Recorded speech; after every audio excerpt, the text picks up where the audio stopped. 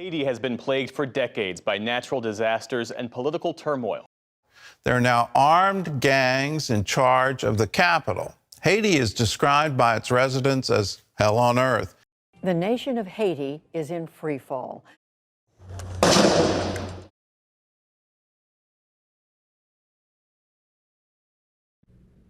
Haiti, the first independent state in the Caribbean and the first Black republic in the world, is a nation with a complicated history of colonialism, independence, foreign intervention, dictatorship, democracy, climatic shocks, and turmoil. Since the assassination of President Jovenel Moïse in July 2021, Haiti's political, social, and economic spheres have rapidly deteriorated. In the 2022 Freedom in the World report, Haiti fell from partly free to not free. Currently, the unelected prime minister rules without functioning public institutions. Half of the population lives under the territorial control of gangs. Schools, hospitals, and humanitarian missions have closed as gang-induced supply shortages and roadblocks disrupt quotidian activities. Rise in violence and insecurity has internally displaced hundreds of thousands and driven mass sea and land migration to the United States and neighboring territories, an often fatal and unsuccessful journey. While Haiti faces its most severe political, social, economic, and humanitarian crisis, Haitians and the global diaspora remain firmly opposed to a foreign intervention led by the United Nations or the United States. When you say to Haitians, do you want a foreign occupation? Yeah, they're going to tell you no. They see their country as being sovereign despite the problems. Any international force will not be able to bring stability. We must look to Haiti's history of resisting colonialism, imperialism, and occupation, and how that history has shaped Haiti as a sovereign Black nation adverse to any encroachments on its sovereignty. Following its independence from France in 1804, the Haitian nation-state formed around the idea of Black resistance and sovereignty. It was in Haiti that the belief that every human had indisputable rights, autonomy, and freedom was first practiced and constitutionally protected. Colonial Saint-Domingue was like Vesuvius, a volcano of resistance ready to explode at any moment.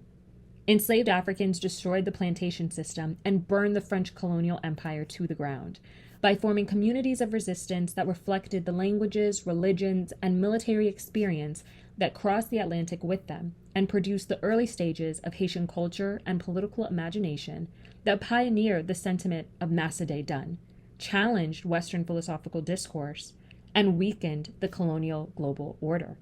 Haiti formed its state and nationhood as one that dramatically disturbs the global order, from colonialism and enslavement to neoliberalism and racial capitalism. For centuries, Haitians have repeatedly resisted social and political institutions designed to achieve profits and economic growth at the cost of national autonomy. For a nation whose formation was built upon resistance and independence, external demands that Haiti must change, adapt, or modernize, or that it can only do so with international assistance, is perceived as a violation of Haitian sovereignty, intended to place Haiti at the bottom of the global order. Such was the case in the 1915 to 1934 U.S. occupation of Haiti. The U.S. invaded Haiti in 1915 amidst concerns about European influence and to protect American financial interests.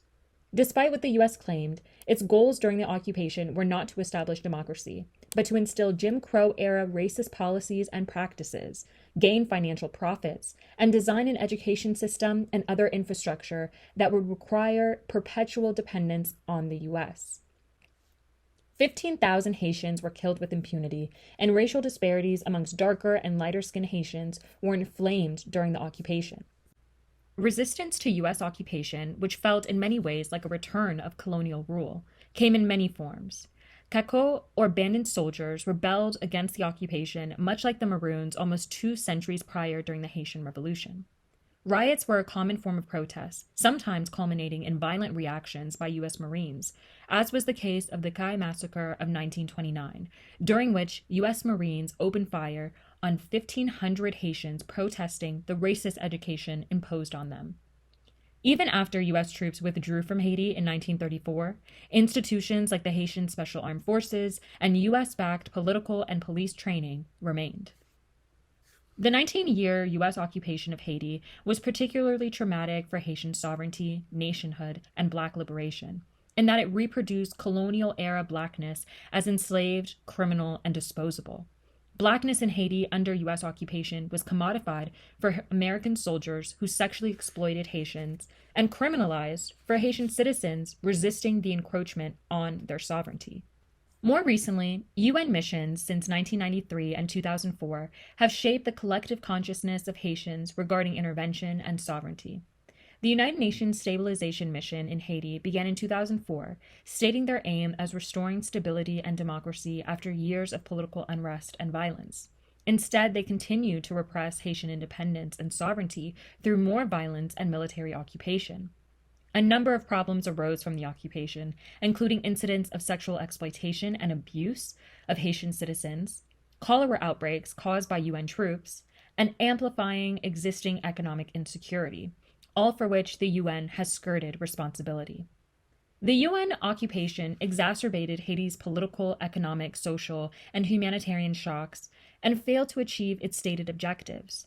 Most importantly, it was the most recent and pronounced violation of Haitian sovereignty and nationhood. External intervention victimized thousands of Haitians and left thousands more feeling disenchanted with the modernist project of post-colonial sovereignty, when such sovereignty could be revoked and ignored by international actors. Nevertheless, Haitians are stubborn and proud in their independence, and with much reason. No other country has materially and immaterially paid so much for the right to be free and to self-govern. Despite the severity of the ongoing crisis, Haitians remain as patient and determined as ever that a solution will come from their own people, not the United States, Canada, France, or the UN.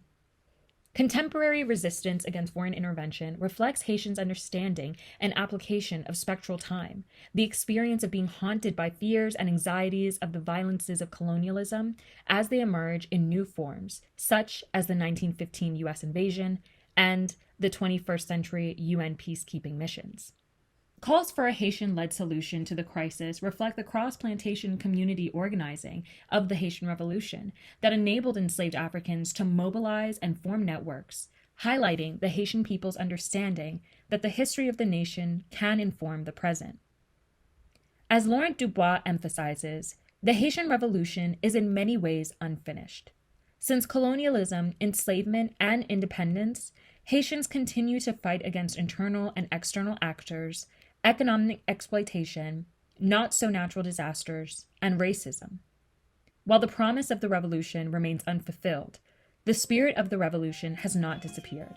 In fact, it is evident in current resistance to foreign intervention.